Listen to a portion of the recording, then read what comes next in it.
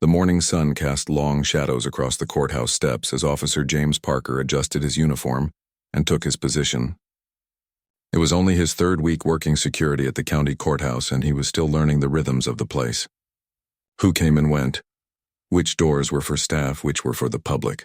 The job mattered to him. After 12 years on patrol, this courthouse assignment felt like a step toward the stability he wanted. The early crowd had already filed in, mostly lawyers clutching coffee cups and leather briefcases, hurrying to morning hearings. Now the building settled into a quiet hum as James paced near the east entrance, a door typically used only by courthouse employees. He noticed a black sedan pull into a reserved parking spot. A tall man in a perfectly tailored navy suit stepped out, briefcase in hand. The man moved with purpose, his shoulders back, his stride confident. James watched as the man headed not toward the main public entrance, but straight for the side staff door that James was monitoring. Something didn't sit right. James had memorized most of the judges and senior staff faces during his training, and this man wasn't familiar. New people made James cautious. It was a habit from his years on the street. Trust but verify. "Excuse me, sir," James called out as the man reached for the door handle. "This entrance is for authorized courthouse personnel only." The man turned, his expression calm but questioning. He looked to be in his 50s, with closely cropped salt and pepper hair and glasses that framed intelligent eyes. "I understand that," the man replied, his voice deep and measured. "I am authorized personnel." James stepped closer. "I'll need to see some ID." "Sir, protocol." Something flickered across the man's face, a flash of what might have been frustration or resignation, before his expression settled back into professional neutrality. "Of course," he said, though James couldn't help noticing the slight tightening around his eyes. "Though I've been coming through this door for the past week without issue." James maintained his position. "I'm sorry, sir, but I need to verify everyone who uses this entrance. It's policy." By now, a small knot of courthouse workers had paused near the entrance, their curious eyes taking in the scene. Among them was Linda from the clerk's office, who had been showing James the ropes since he started. She was watching with an odd expression on her face. The man in the suit set his briefcase down and reached for his wallet. "You're new here, aren't you, officer?" he asked, not unkindly, though the question carried weight. "Yes, sir. Third week," James answered, standing a little straighter. "I thought so. I haven't seen you before." The man flipped open his wallet and began searching for his ID. A young attorney hurrying past suddenly slowed her pace when she saw the interaction. She looked confused, then concerned, then rushed through the door with a respectful "good morning," directed at the man being questioned. James felt the first flutter of uncertainty. The way others were reacting suggested he might be missing something important. But rules were rules, and in his experience, applying them equally to everyone was the fairest approach.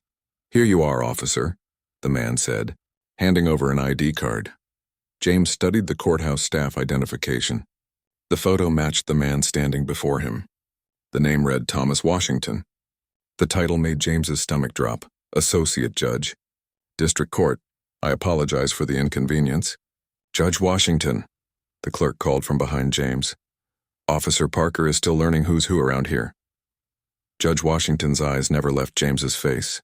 There was no triumph there, no gotcha moment, just a steady gaze that seemed to be taking James's measure. "No apology necessary, Linda," Judge Washington replied. "Officer Parker is doing exactly what he should be doing, enforcing security protocols without exception. That's what keeps everyone in this building safe." James handed the ID back, fighting to keep his expression professional while inwardly kicking himself. "Thank you for your understanding, Your Honor. I apologize for delaying you." "No need for apologies, Officer Parker," Judge Washington said, tucking his ID away. "Though I admit I'm curious. Most new security officers are given photos of all the judges during orientation. Did they skip that part with you?" Heat crept up James's neck. "They did show us photos, sir. I'm still working on memorizing everyone. The district has 16 judges currently serving." Judge Washington nodded thoughtfully. 17, actually. I was just appointed last month. The orientation materials probably haven't been updated yet." A few more courthouse workers had stopped to watch the exchange, their expressions ranging from curiosity to discomfort. James became acutely aware of how the scene might look. a white officer stopping a black judge at the door of his own courthouse. "Well, I should get to my chambers. I have a full docket this morning," Judge Washington said, picking up his briefcase. "Of course, Your Honor. Have a good day." James stepped aside, holding the door open. As the judge passed through, James noticed something unexpected, not anger or resentment, but a look of thoughtful consideration on the judge's face. Their eyes met briefly, and James had the strange feeling that he was being truly seen, not just observed. The moment passed, and Judge Washington disappeared into the building. The small crowd of onlookers dispersed, some whispering to each other, others glancing back at James with unreadable expressions. Linda, the clerk, approached him. "Don't beat yourself up, Parker. Judge Washington is new, and he doesn't make a big fuss about his position like some do." "I should have recognized him," James said, the professional mask slipping just enough to show his genuine regret. "How could you? Like he said, he's only been here a month," Linda replied. "And between you and me, it's refreshing to see security actually checking IDs instead of just waving everyone through." James nodded, but the encounter left him unsettled. He prided himself on fairness, on treating everyone with equal respect and equal scrutiny.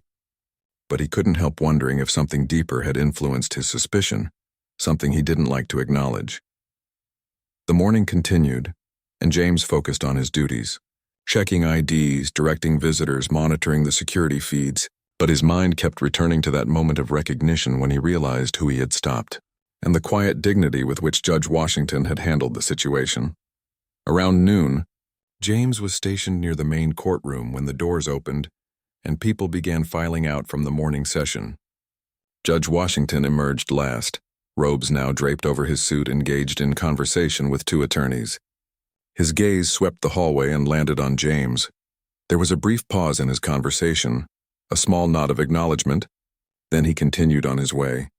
That simple nod, not dismissive, not angry, just a recognition of shared space, somehow made James feel both better and worse. Better because the judge hadn't seemed to take offense. Worse because James couldn't shake the feeling that he'd revealed something about himself in that morning interaction. At the end of his shift, James was gathering his things when his supervisor approached. "Parker, got a minute?" Sergeant Davis asked. "Yes, sir," James replied, bracing himself for a reprimand about the morning's incident. "Judge Washington asked about you today," Davis said, his expression giving nothing away.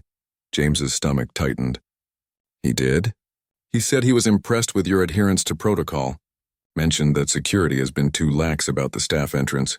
He wasn't upset about being stopped?" Davis shook his head. "Just the opposite. Seems you made a good impression, which is why I'm moving you to Courtroom 3 security detail starting tomorrow." "Courtroom 3? James repeated. "Isn't that Judge Washington's courtroom?" "Yes. He specifically requested someone who takes security seriously. Consider it a vote of confidence." Davis clapped him on the shoulder. "Not bad for your third week, Parker." As James drove home that evening, the day's events turned over in his mind. The morning confrontation, the revelation, the unexpected request to join the judge's courtroom security detail. There was something about Judge Washington, a quiet authority, an observant intelligence, and that commanded respect. What James couldn't know, as streetlights flashed across his windshield, was that this chance encounter was only the beginning. He couldn't know that Judge Washington had recognized something in him too, something beyond the uniform, something that connected to a shared past neither of them had yet remembered. James arrived at courtroom 3 15 minutes early the next morning, his uniform pressed to perfection. He'd barely slept, turning over the previous day's events in his mind. Now he stood at attention beside the heavy wooden doors, nodding politely to attorneys and court staff as they filtered in.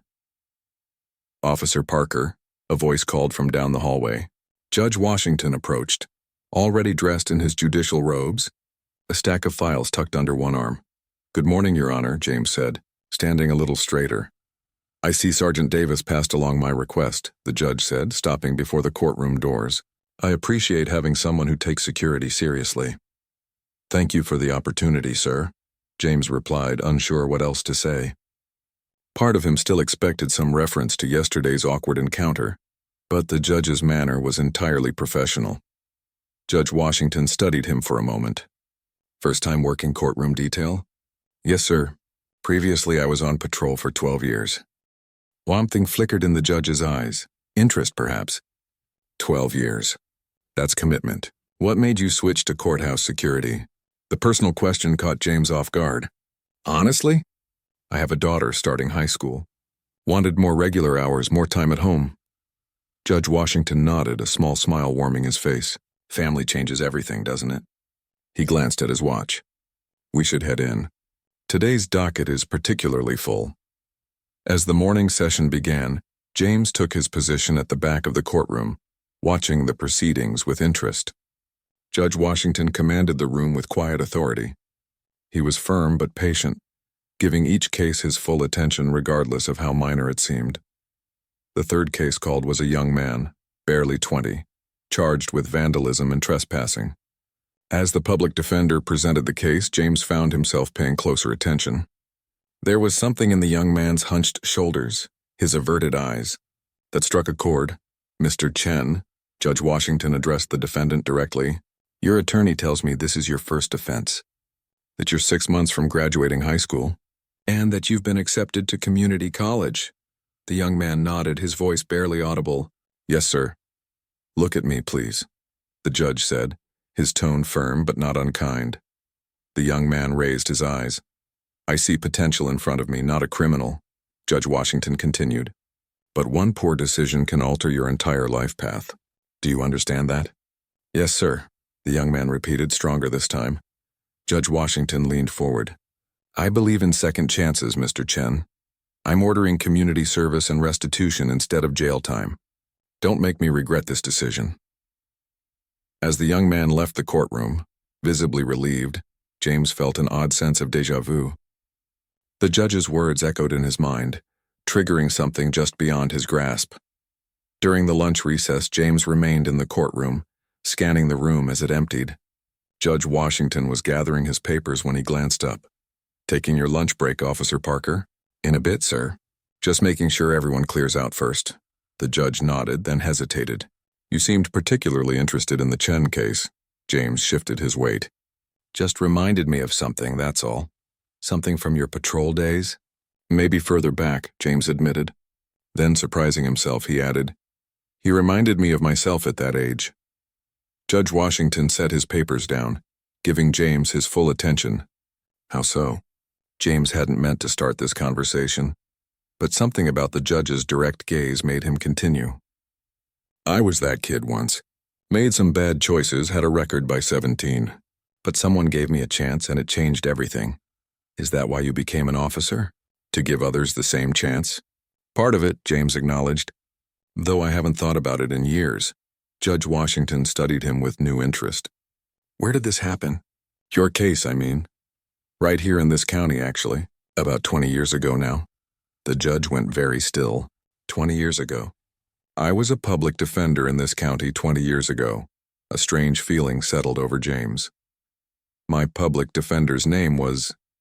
He paused, trying to pull the name from his memory. Washington. But that can't be... What was the charge? Judge Washington asked quietly. Assault, James said. Got in a fight with some kids who were harassing my little brother. It went too far. Judge Washington's expression changed, recognition dawning. The playground incident. 2 boys hospitalized. James stared at him, stunned. You remember? I remember all my cases, but especially the ones where... Judge Washington trailed off, looking at James with new eyes. Your name wasn't Parker then? No, James confirmed. My mother remarried when I was 19. I took my stepfather's name. He shook his head in disbelief. I can't believe this. You were my attorney? The one who convinced the judge to give me community service instead of juvenile detention. Judge Washington sat down slowly. James Reynolds, he said, using James's former name. You were 17, scared but trying not to show it. Smart kid, good grades until your father left, then everything fell apart. James felt like the floor had shifted beneath him. You remember all that? Like I said, I remember the cases that matter. Judge Washington, no, Attorney Washington from 20 years ago, smiled slightly. You promised me you'd turn things around if given the chance. I did, James said softly. I kept that promise. Clearly, the judge agreed, gesturing to James's uniform. Though I never imagined you'd end up in law enforcement. James laughed, the sound echoing in the empty courtroom. Neither did I, believe me. But after community service at the youth center, working with the police outreach program, something clicked. Life has a way of coming full circle, Judge Washington said, his voice thoughtful. Yesterday, when I handed you my ID, I had no idea, James assured him. Though that explains why you weren't angry about being stopped. How could I be? 20 years ago, I stood in a courtroom arguing that people deserve to be judged by their actions, not assumptions. I'd be a hypocrite to forget that lesson now. James shook his head, still processing the incredible coincidence. I never knew what happened to you after my case. You transferred somewhere else shortly after. Private practice for a while, then back to public service. The bench was never my ambition, but here we are. Judge Washington checked his watch. We should both get some lunch before afternoon session. Yes, sir, James agreed, but neither man moved. That young man today, Mr. Chen, Judge Washington said after a moment. You saw yourself in him. I did. And now you see where second chances can lead. The judge stood, gathering his papers. Officer Parker, I think your presence in my courtroom will be valuable in ways neither of us anticipated yesterday. As they finally parted for lunch, James felt a weight lift that he hadn't known he was carrying. For 20 years he'd moved forward, built a good life, tried to be a fair officer. But he'd never properly acknowledged how close he'd come to a completely different path, or properly thanked the man who had helped him avoid it. Walking down the courthouse steps for his lunch break, James pulled out his phone and called home. His daughter answered on the third ring. Everything okay, Dad? She asked, surprise in her voice at his midday call. Everything's fine, he assured her. Just wanted to say I love you, that's all. Love you too, she replied, clearly puzzled. See you at dinner? Wouldn't miss it, James promised, smiling as he ended the call. Some debts could never be repaid, but perhaps they weren't meant to be. Perhaps they were meant to be passed forward, one second chance at a time. Word spread quickly through the courthouse. By the end of the week, the story had traveled from the bailiffs to the clerks, from the court reporters to the attorneys, each retelling adding its own embellishments. The security officer who had stopped Judge Washington was the same troubled teenager the judge had defended 2 decades ago. The coincidence was too perfect, too meaningful for people not to talk about it. James noticed the change in how people looked at him. Curious glances, friendly nods from attorneys who had previously barely acknowledged security staff. It made him uncomfortable. He had never been one to seek attention, and the revelation of his past felt strangely exposing. You're quite the celebrity, Sergeant Davis remarked during shift change. Never thought courthouse security would be where people came for inspirational stories. James shook his head. Not looking to be anyone's inspiration, just doing my job. Well, like it or not, people are talking, and for once it's something good making the rounds. Davis checked his clipboard. Judge Washington's requested you stay assigned to his courtroom permanently. That work for you? Yes, sir, James answered, surprised by how much he wanted to accept the assignment. As the days passed, James settled into a routine. He came to understand Judge Washington's courtroom rhythm, the way he managed difficult attorneys, the extra moment he always took with young defendants. James watched as the judge delivered stern sentences to hardened offenders and offered chances to those he believed could change. There was a consistency to his fairness that James admired. On Friday afternoon, after the courtroom had emptied following a lengthy trial, Judge Washington approached James instead of retreating to his chambers. Officer Parker, do you have plans this evening? Nothing special, Your Honor. Why? The courthouse staff holds a monthly gathering at Rivera's across the street. Very informal. I was wondering if you might join us tonight. James hesitated. He typically avoided socializing with colleagues, preferring to keep work and personal life separate. But refusing a direct invitation from the judge seemed impolite. I could stop by for a little while, he conceded. Judge Washington smiled. Excellent. Around 6 then. When James arrived at Rivera's that evening, he was surprised by the crowd. Courthouse staff filled nearly half the restaurant. Clerks, attorneys, other officers, even 2 other judges. He spotted Judge Washington at a large table in the corner and made his way over, feeling decidedly out of place in his casual clothes. Officer Parker, glad you could make it, the judge said, rising to shake his hand. Everyone, I believe you know James Parker from security. A chorus of greetings met him as Judge Washington insisted he take an empty chair. James nodded to familiar faces, accepted a menu, and tried to relax. "We were just discussing the Chen case," said a woman, James. Recognized as the prosecutor. "Your ruling was unusually lenient, Thomas." Judge Washington raised an eyebrow.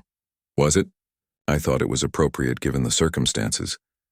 "The DA's office might disagree," she replied with a smile that softened her words.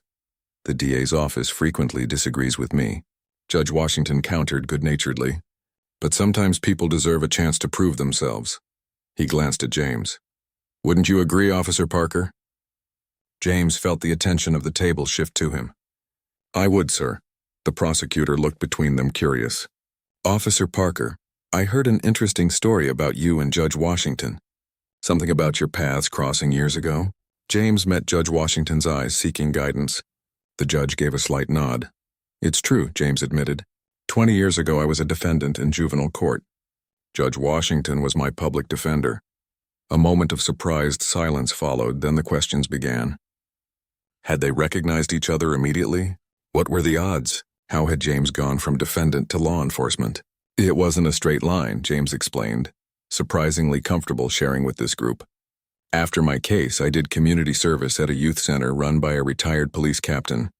He saw something in me worth saving. Encouraged me to finish school, consider law enforcement. And clearly he was right," Judge Washington added. "Though I'm curious, why did you never mention our connection that first day?" "After you checked my ID?" James considered the question. "Honestly, I didn't recognize you. It was 20 years ago, and you were Attorney Washington then, not Judge. It wasn't until I watched you give that second chance to Chen that something clicked." A court clerk at the end of the table leaned forward. "So you're saying if you hadn't stopped the judge that morning, you might never have reconnected?" "Probably not," James agreed.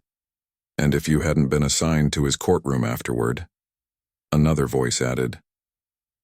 "Sometimes the universe has its own way of bringing things full circle," Judge Washington said. "Though I suspect Sergeant Davis had something to do with that particular coincidence." Laughter rippled around the table. The conversation gradually shifted to other topics, and James found himself relaxing, sharing stories from his patrol days, listening to courthouse gossip, feeling unexpectedly included. As the evening wound down, people began to leave in small groups. James stayed to help Judge Washington settle the bill, then walked out with him into the cool night air. "Thank you for coming tonight," the judge said as they stood on the sidewalk. "I know it wasn't easy sharing your story." "Easier than I expected," James admitted. "Though I'm still getting used to people knowing."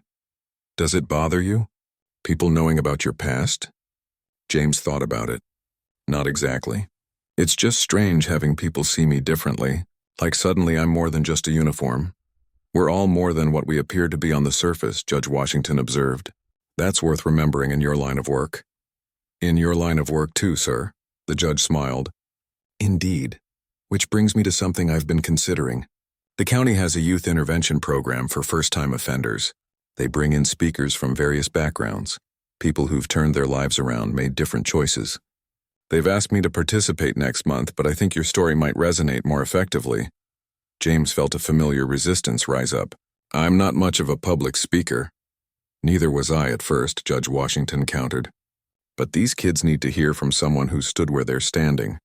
Someone who proves change is possible." A young couple walked past them laughing together, momentarily breaking the intensity of their conversation. "You don't have to decide tonight," the judge added. "Just think about it. 1 hour of your time could change someone's perspective completely. The way Captain Rivera changed yours." James looked up sharply. "I never mentioned his name." Judge Washington's smile deepened. "You didn't have to. Frank Rivera ran that youth center for 15 years. He's my wife's uncle." "You're kidding." James shook his head in disbelief. "So you knew all this time?" "Not initially. When Linda mentioned your name to my wife, she made the connection. Small world, isn't it?" James laughed, the sound echoing in the quiet street. "Too small, apparently." They parted ways shortly after, each heading to their cars. As James drove home, he thought about Judge Washington's request. The idea of speaking publicly about his past made him deeply uncomfortable. He had worked hard to distance himself from that troubled teenager, to become someone his daughter could look up to. Yet as he pulled into his driveway, He found himself wondering what might have happened if Captain Rivera had made a different choice. If he had seen only a juvenile record instead of potential. 1 hour of the captain's time had altered the course of James's entire life. Maybe it was time to pay that forward. The Youth Intervention Center hadn't changed much in 20 years. Same beige walls, same uncomfortable plastic chairs arranged in a circle, same hopeful posters about choices and futures. James stood in the doorway, uniform pressed, heart hammering against his ribs as memories washed over him. Having second thoughts, Judge Washington appeared beside him, dressed in casual clothes rather than his usual robes or suits. More like 20th thoughts, James admitted. What if they don't listen? What if this doesn't help? Then we've lost an hour of our time, the judge replied simply. But what if it does help? What if just one kid hears you and thinks differently about their path? Before James could respond, a woman approached them with a clipboard and a warm smile. Judge Washington, Officer Parker?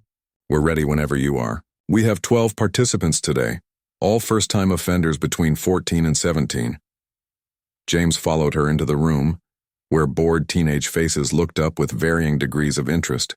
Some straightened when they saw his uniform. Others slouched further in defiance. He recognized every single expression from his own youth. The program coordinator introduced them briefly, then gave Judge Washington the floor. The judge spoke for only a few minutes about the legal system, second chances, and choices that last a lifetime. Then he turned to James. But don't just take my word for it. Officer Parker has a unique perspective I think you should hear. James stepped forward, his mouth dry. He'd practiced what to say, had a whole speech prepared, but standing before these kids, seeing himself in their guarded expressions, all his carefully chosen words vanished. 20 years ago, I sat where you're sitting, he began, his voice rough with emotion. Right in this room, actually. Same ugly chairs, a few surprised glances, a couple of smirks. I was 17, got in a fight that went too far, hurt some people badly, was looking at juvenile detention, maybe worse. James paused, gathering himself. The judge assigned me a public defender named Thomas Washington. He gestured toward the judge, who nodded encouragingly. Attorney Washington, now Judge Washington, convinced the court I deserved another chance. Instead of detention, I got community service here at the center. Met a retired police captain who mentored me, showed me I could be more than my worst mistake. A boy in the back, arms crossed tightly over his chest, caught James's eye. The defensive posture was so familiar it was like looking in a mirror across time. I know what you're thinking, James continued, addressing him directly. You think I'm standing here in this uniform telling you some fairy tale about how anyone can make it if they just try hard enough. But that's not my message. The boy's eyebrows lifted slightly. My message is simpler. Someone once saw past my mistake to who I could become. And now I try to do that for others. James took a deep breath. 3 weeks ago, I stopped Judge Washington at the courthouse door because I didn't recognize him. Questioned his right to be there. 20 years after he changed my life, our paths crossed again in a moment that could have gone very differently. The room had gone completely still. The judge could have been angry, could have reported me, had me reassigned. Instead, he recognized the opportunity to show that we're all more than first impressions, more than assumptions based on appearance. James looked around the circle, meeting each pair of eyes. I'm not here to tell you the system is perfect. It's not. I'm not here to tell you that turning your life around is easy. It's the hardest thing I've ever done. I'm just here to tell you that who you are right now doesn't have to be who you'll always be. For the next 40 minutes, James answered their questions, hard ones about police bias, about the challenges of changing, about whether he'd ever faced discrimination within the force. He answered honestly, even when the truth was uncomfortable. As the session ended and the teens filed out, the boy from the back approached James. That fight you got in? He asked quietly. Was it worth it? James considered the question. The fight itself? No. But what came after, the people I met, the lessons I learned, those things were worth everything. The boy nodded once, then followed the others out. Judge Washington joined him as they walked to the parking lot. You connected with them, especially that last young man. I hope so, James said. It's hard to know what gets through. Trust me, the judge assured him. Your words mattered today. The following Monday, James arrived at the courthouse to find Linda waiting by the security desk, practically bouncing with excitement. Have you seen it? She demanded without preamble. Seen what? She thrust her phone at him. On the screen was the local newspaper's website, featuring an article titled, Full Circle Justice, the Officer, the Judge, and a 20-year Journey. James stared at the headline in shock. What is this? The county commissioner's daughter was at that youth program Saturday. She's an intern at the paper. When she heard your story, Linda trailed off, watching his face. Are you upset? James skimmed the article, his discomfort growing. There was his name, his past laid bare for everyone to read, alongside a statement from Judge Washington about the power of second chances and the importance of seeing beyond first impressions. I should have been asked, he said, finally. Oh. Linda's excitement deflated. We all thought it was such a powerful story. James handed the phone back, unsure how to explain the complicated emotions swirling inside him. He'd agreed to speak to those kids, not to become some kind of public example. Throughout the morning, colleagues stopped him in hallways, sent congratulatory emails, mentioned the article. Each interaction left him more tense until finally, during lunch break, he retreated to an empty stairwell for a moment of peace. The door opened behind him, and Judge Washington stepped in. Hiding? The judge asked gently. Trying to, James admitted. Judge Washington leaned against the wall opposite him. You're upset about the article. My past is my past. I've worked hard to move beyond it. And you think this drags you backward? James sighed. My daughter's friends read that paper. Her teachers. People who never knew. And now they know you overcame significant obstacles to become who you are today. Is that really so terrible? Put that way, it didn't sound so bad still. I would have liked to be consulted. That's fair, the judge acknowledged. For what it's worth, I was as surprised as you. The reporter called me yesterday for a comment. I should have warned you. They stood in silence for a moment before Judge Washington spoke again. The county commissioner called this morning. He wants us to speak at next month's community policing forum. Apparently, our story exemplifies the potential for positive police-community relations. James groaned. More public speaking? More opportunity, the judge corrected with a smile. Besides, I think you're getting better at it. Before James could respond, his phone buzzed with a text. His daughter. Just saw the article about you and Judge Washington. Why didn't you tell me this story before? So proud of you, Dad. James stared at the message, feeling the knot in his chest loosen slightly. Good news? Judge Washington asked. My daughter, James explained, showing him the text. Maybe there are worse things than having your story told. Every story has power, the judge said quietly. Especially the ones that remind us we're capable of change. As they walked back toward the courtroom, a group of attorneys nodded respectfully to James, not just to the judge beside him. For the first time, he felt the weight of his uniform differently, not as a disguise covering his past, but as a testament to how far he'd come. So, Judge Washington said as they reached the courtroom, shall I tell the commissioner we'll speak at his forum? James thought about the boy from the intervention program, about his daughter's text, about all the people who might need to hear that change was possible. Yes, he decided, I think we have something worth saying. 6 months later, James stood in the back of the county conference room, watching as 50 people filed in for the first official meeting of the Second Chance Initiative. Judge Washington moved through the crowd, shaking hands, his face alight with purpose. The room buzzed with energy. Police officers, court staff, social workers, teachers, community volunteers, all gathered because of a chance encounter at a courthouse door. James still found it hard to believe how quickly things had evolved. After their community forum appearance, the county commissioner had approached them about formalizing their efforts. What began as two men sharing their story had grown into something neither could have imagined. Nervous, Linda appeared beside him, clipboard in hand. She had volunteered to help coordinate the program in addition to her clerk duties. A little, James admitted. What if we can't deliver what we're promising? You already have, she said, nodding toward the front row where 5 teenagers sat, graduates of their pilot program, including the boy who had approached James after that first intervention session. Those kids wouldn't be here otherwise. Before James could respond, Judge Washington called the meeting to order.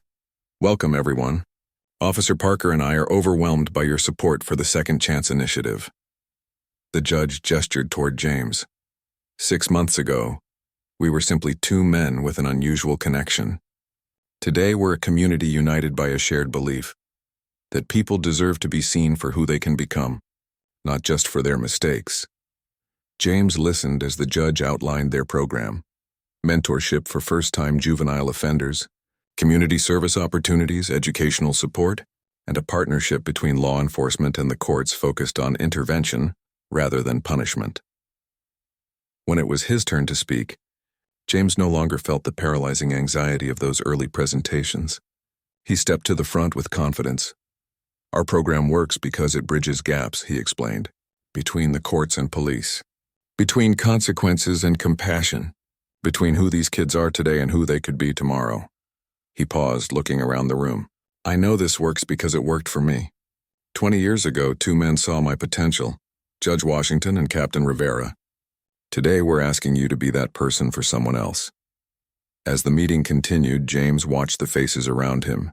Some he recognized from the courthouse, others from local schools and community centers. All were there because they believed in second chances.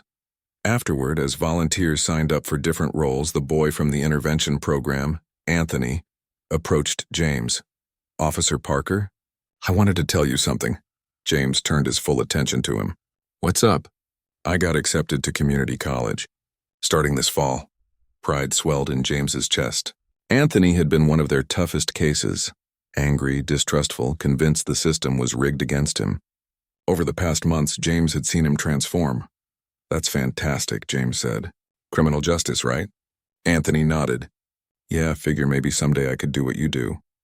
You'll be better, James told him sincerely. Later that evening, as James and Judge Washington packed up the last of the materials, the judge gestured to the empty room. Did you ever imagine this is where we'd end up when you stopped me that morning? James laughed. Not even close. I was just hoping not to get fired. Life rarely follows a straight line, the judge observed. Sometimes the detours are where we find our purpose. Speaking of detours, James said, checking his watch, I should get going. My daughter's school play starts in an hour. Ah yes, Romeo and Juliet. Mine mentioned you'd be there. She's playing the nurse, I believe. James smiled at the reminder of another unexpected connection. Their daughters had become friends through the program, despite attending different schools. That's right. Your wife coming too? Wouldn't miss it. Lisa's been helping with costumes for weeks.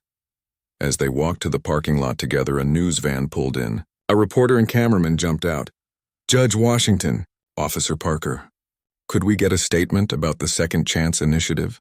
We're doing a feature on community policing success stories. James and the judge exchanged glances. I believe we have time for a few questions, Judge Washington said smoothly. The interview was brief but thorough. The reporter seemed genuinely interested in their program, asking about success rates, community impact, and future plans. One last question, she said. This all started because Officer Parker stopped you at the courthouse door. Some might say that initial interaction was based on racial profiling. How do you respond to that? A tense silence followed. James felt his stomach drop. It was a question they'd carefully avoided in public discussions, though they'd talked about it privately. Judge Washington considered his response carefully. What happened that morning was complex. Were assumptions made? Possibly. But what matters is what happened next. How we both chose to respond, to listen, to recognize our shared humanity. This program isn't about pretending bias doesn't exist. It's about acknowledging our imperfections and working together anyway. James nodded. The easy path would have been to walk away angry or defensive that day. The harder path was to stay engaged, to see beyond that moment. That's what we're teaching these kids, not that the world is perfect, but that they have the power to respond to imperfection with grace. The reporter seemed satisfied with their answers. After the news van departed, the judge turned to James. Well handled, he said. That question was bound to come up eventually. It's an important one, James acknowledged.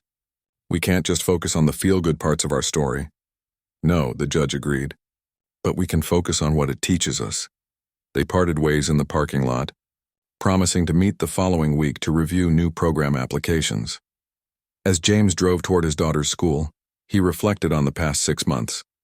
The Second Chance Initiative had already helped 23 young people avoid detention and find better paths. The program was expanding to 2 neighboring counties, and James, who had once carefully hidden his past, now spoke openly about his journey from troubled teen to respected officer. None of it would have happened if he hadn't been assigned to security that morning, or if Judge Washington had responded differently to being questioned. Their entire partnership hinged on that single interaction, a moment that could have ended in conflict but instead opened into possibility. His phone buzzed with a text from his daughter. "Where are you?" "Play starts in 20. James smiled and pressed the accelerator. One detour had changed his entire life 20 years ago. Another had changed it again 6 months ago. Who knew what tomorrow might bring? At a red light, he noticed a billboard that hadn't been there yesterday. On it was a simple message beside the Second Chance Initiative logo.